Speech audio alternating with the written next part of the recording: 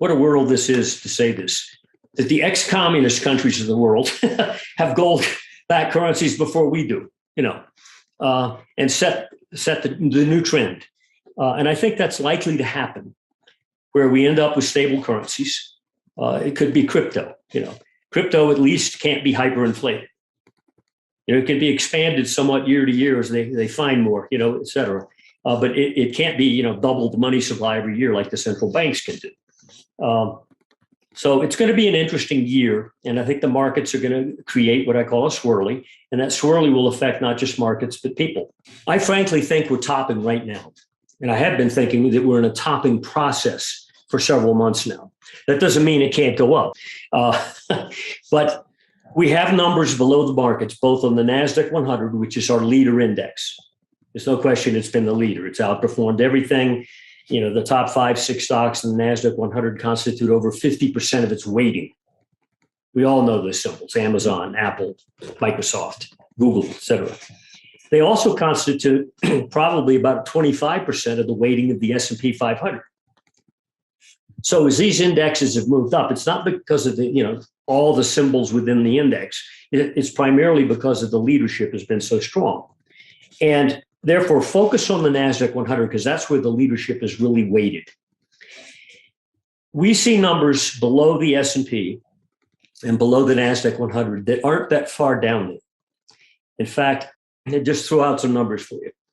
Around 4,400 S&P, you don't want to see it ever again. And these numbers adjust upward each month, by the way.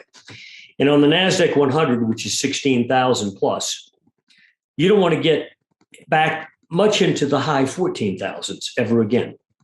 If you do, we're going to trigger some annual momentum structural breakage points, which we measure not on a price chart, but on annual momentum charts. And by that, I mean when we measure those two indices in relation to a 36-month average. That's not where those averages are, but that's where the structure is on the momentum charts. So what we're saying is the market can't afford even a 5% drop and certainly nothing approaching 7, 8, 9%. You're going to start to blow these structures. And when you do, we're going to declare top is in, it's over. Then you get what you get. Now, considering that we've had a dozen-year uptrend, which is highly unusual, and a lot of that's been vertical, especially the last 12, 13, 14 months of it, since last summer anyway. It's scary. And it's scary because if you're a price guy and you're looking at, let's say, a weekly or a monthly price chart of the S&P or the NASDAQ 100, and you look at your screen, try to define where you think it breaks. Try to draw a trend line. It's almost impossible. Whereas you might draw one and then it goes up at a steeper angle. We have to draw it again at a steeper angle. It's like multiple lines. So there's no line that touches 3 points. It's just a curve.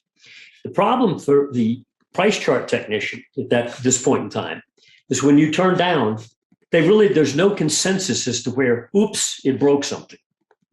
And when you don't have a sense of, where you are on the map, emotions can take over. Panic can ensue.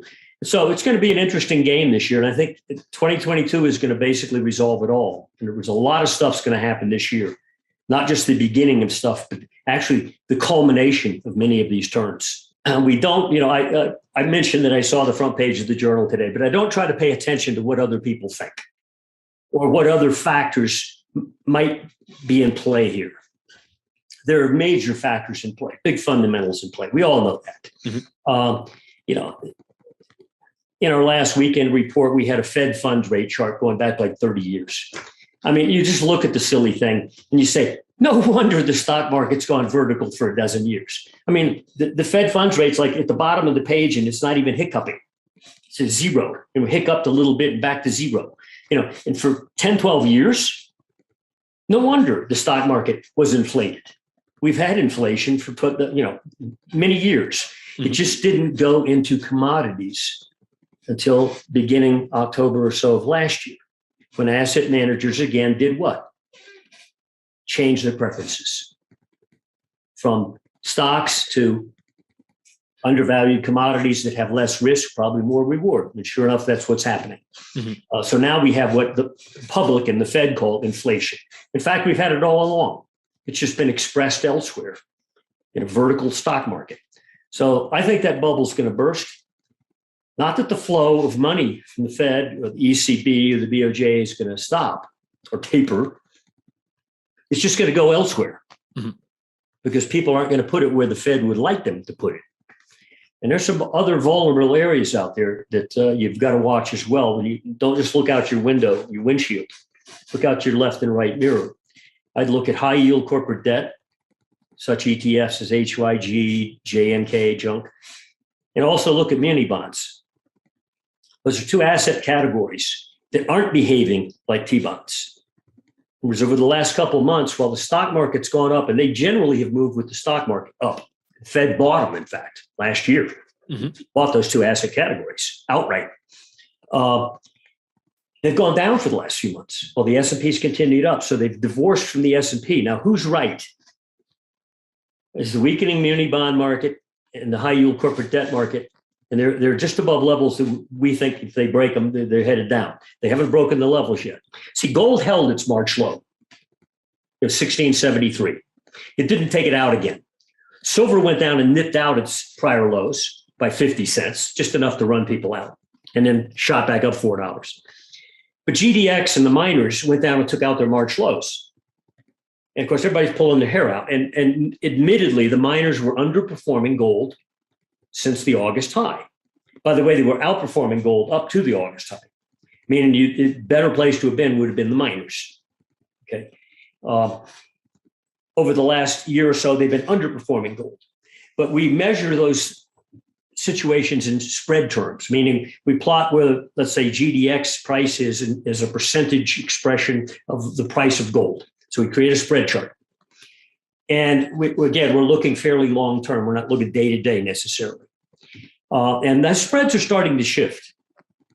And we're not far away from some breakout levels. Now, that would be sort of like a side mirror indicator again. In other words, we're looking at gold and silver for their breakouts. But what we'd also like to see is the shift in the performance measurably, not just day to day, but on a measurable chart where GDX is broken out of a base on a spread basis in relation to gold, saying, okay, I'm back on the winning side now. And we expect to see that. So as we express positive views about gold and silver, if they cross our numbers, highly likely, it's going to be a better place to be in the miners than in silver and gold themselves. And that we measure as well. But there's no question in our mind that you get gold going again and silver going again. You want to be in the miners. Gold came back up here to break through this time. And the structures are very clear. You can see them in our reports. Again, not on the price charts, but on the momentum charts. And silver as well. And it should get exciting on the other side of these structures.